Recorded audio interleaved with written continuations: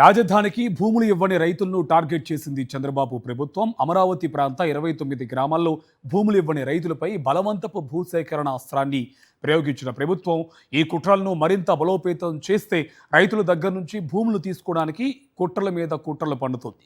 ఇప్పటికీ కొన్ని గ్రామాల్లో భూసేకరణ రెండింటినీ అమలు చేస్తున్న ప్రభుత్వం రైతుల్ని వివిధ పద్ధతుల్లో భయపెడుతుంది. ప్రభుత్వ కుట్రలపై తీవ్రస్థాయిలో మండిపడుతున్నారు రైతులు. హామీని నిలబెట్టుకోలేని ప్రభుత్వానికి 1 సెంటు భూమి కూడా ఇచ్చేది లేదన్నారు. రాజధాని పేరుతో చంద్రబాబు ప్రభుత్వం చేస్తోన్న కుట్రలు నిత్యం బయటపడుతూనే ఉన్నాయి. ఈ నేపథ్యంలో 1 సెంటు భూమి కూడా ఇచ్చేది లేదని ఇప్పటికే తేల్చి చెప్పారు ఉండవల్లి రైతులు. సీడ్ యాక్సెస్ రోడ్డు నిర్మాణంతో పాటు కొండవీటి వాగు అభివృద్ధికి సహకరిస్తామని గతంలోనే తేల్చి చెప్పిన ఉండవల్లి రైతులు అంతకు మించి భూమి ఇచ్చేది లేదని గత కొన్ని రోజులుగా ప్రభుత్వానికి చెబుతూనే ఉన్నారు. ఉండవల్లి రైతుల అభ్యర్థనకు గతంలో ఓకే చెప్పిన ప్రభుత్వం ఆ తర్వాత మాట తప్పింది. భూములు ఇచ్చేయాల్సిందేనని వారిని బెదిరిస్తోంది. దీంతో ఉండవల్లి రైతులు ఏకమయ్యారు. ప్రాణం పోయినా భూములు ఇవ్వమని చెబుతున్నారు. సెంటు భూమి కూడా ఇవ్వమని తేల్చి చెప్పేశారు. రాజధాని 29 గ్రామాల నుంచి తమ గ్రామాన్ని మినహాయించాలని తేల్చి చెప్పేశారు. పెనుమాకలో కూడా ఇదే పరిస్థితి నెలకొంది. రాజధానికి ఇచ్చిన భూములలో రిజర్వాయర్ ఏర్పాటు చేయడానికి ప్రభుత్వం ప్రయత్నిస్తోంది. తవ్వకాలు మొదలుపెట్టింది. అయితే ఈ రిజర్వాయర్ మధ్యలో భూములివ్వని రైతుల భూములున్నాయి. తమ తాతల తండ్రుల నుంచి భూమి సంక్రమించిందని ఆ భూమిని వదులుకుంటే మా కుటుంబాలు రోడ్డున పడతాయి కాబట్టి మేము రాజధానికి భూమి ఇవ్వలేమని పెనుమాక రైతులు తేల్చి చెప్పారు. రైతులకు ఇచ్చిన హామీలను నిలబెట్టుకోలేదని, చంద్రబాబును నమ్మేది లేదని వారు అంటున్నారు. చంద్రబాబు ప్రభుత్వం తమపై కక్ష సాధింపుల కుట్రలకు తెగబడిందని ఆగ్రహం వ్యక్తం చేస్తున్నారు. కొండవీటి వాగుగట్టుకు గండి పెట్టి తమ పొలాల్లోకి నీరు వదిలారని ప్రభుత్వ కుట్రలను బట్టబయలు చేస్తున్నారు. నిన్న నుంచి కట్టలు తెగ్గొడుతున్నారండి.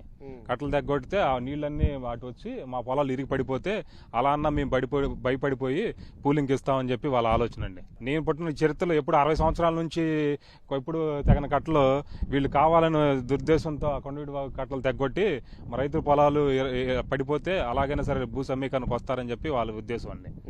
కానీ మేము దీన్ని తీవ్రంగా వ్యతిరేకిస్తున్నాం. మా 3 పంటలు పండే భూమిని తీసుకోవద్దని మేము ఫస్ట్ నుంచి పోరాడుతున్నాం అండి. రైలాండ్ చాలా ఉంది, ఆల్రెడీ ఆ 3,000 సేకరించారు. ఆ సేకరించిన దాంట్లో గవర్నమెంట్ సెక్టార్ కట్టుకోమని చెప్పి మేము ఫస్ట్ కాండి కోరుతున్నాం. కాదు మేము ఎలాగైనా సరే మొత్తం భూమి అంతా తీసుకోవాలని చెప్పి వాళ్ళ దురుద్దేశం అండి. వాళ్ళేమో ఈ కొండగేటు వాగు నుంచి అటు గండి కొట్టి మా పొలం రోజు కొంత కోసుకుపోతుంది. అంటే భూమి కలిగి ఉంటాం రాజ్యాంగంగా 300 ఆర్టికల్ ప్రకారం నాకున్న హక్కు, అది ఆస్తిగా హక్కు. అది ఎవరు ఇచ్చింది కదా, రాజ్యాంగంగా వచ్చింది ఆర్టికల్ 300 ప్రకారం. దాన్ని తీసుకునే అధికారం ఈయనకి లేదు. వీళ్ళు ఉండగానే వీళ్ళ పిల్లలకి, వీళ్ళ మనవాళ్ళకి, వీళ్ళందరికీ రాజకీయ హక్కు వాళ్ళు ఇస్తారు. అట్లాగే మా తాతగారి ద్వారా మాకు వచ్చింది ఏంటంటే ఆ భూమి ఒకటి. వీళ్ళు ఉండగానే వీళ్ళ అబ్బాయికి రాజకీయ హక్కు ఇస్తున్నాడు, వాళ్ళ మనవాడు కూడా అప్పుడే ఆల్రెడీ లైన్లో తీసుకొచ్చారు. మాకేమో ఉన్న హక్కు అదే. మాది పెనుమాక గ్రామం అండి. మాది చేను పక్కన 3 పక్కల రిజర్వాయర్ తీస్తున్నారండి. మాది ఎకరం 36 సెంట్ అండి. నిన్న రాత్రి వాక్ కట్ట తెంచేశారండి. ఆ కట్ట తెంచిన కాడి నుంచి ఒక 10 సెంటు కొట్టుపోయేటట్టు ఉందండి. 3 పక్కల అదే పరిస్థితి అయితే ఎంత ఉండిద్దండి మా చేను పక్కన పెద్ద మామిడి చెట్టు ఉందండి. దానికి కోత గొర్రె పడిపోయిందండి. 30 సంవత్సరాలండి మామిడి చెట్టు. మేము రిజర్వాయర్కి వ్యతిరేకం అండి. అసలు ఇక్కడ తీయటం రిజర్వాయర్ వాగు కృష్ణాది పక్కనే ఉంటే 8 కిలోమీటర్లు. ఎందుకంటే రిజర్వాయర్ ఇక్కడ రాజధానికి భూమి ఇవ్వనందుకే తమను టార్గెట్ చేసి కొండవీటి వాగు గట్టు తెంపి తమ పొలాలు దెబ్బతినే విధంగా వ్యవహరిస్తున్నారని చంద్రబాబు తీరును నిలదీస్తున్నారు పెనుమాక రైతులు. కొండవీటి వాగు గట్టుకు గండి పెట్టడం వల్ల నీరంతా పొలాల్లోకి వచ్చి తమ భూములు కోతకి గురవుతున్నాయని వారు ఆగ్రహిస్తున్నారు. చంద్రబాబు మాటలు నమ్మి రాజధానికి ఇప్పటికే మొదటి విడతలో భూమి ఇచ్చిన వేలాది మంది రైతులకు ఇప్పటి వరకు ఏ న్యాయం జరగలేదని ఆగ్రహిస్తున్నారు పెనుమాక ఉండవల్లి రైతులు. ప్రభుత్వ దౌర్జన్యాలను ఐకమత్యంతో ఎదుర్కొంటామని తేల్చి చెబుతున్నారు.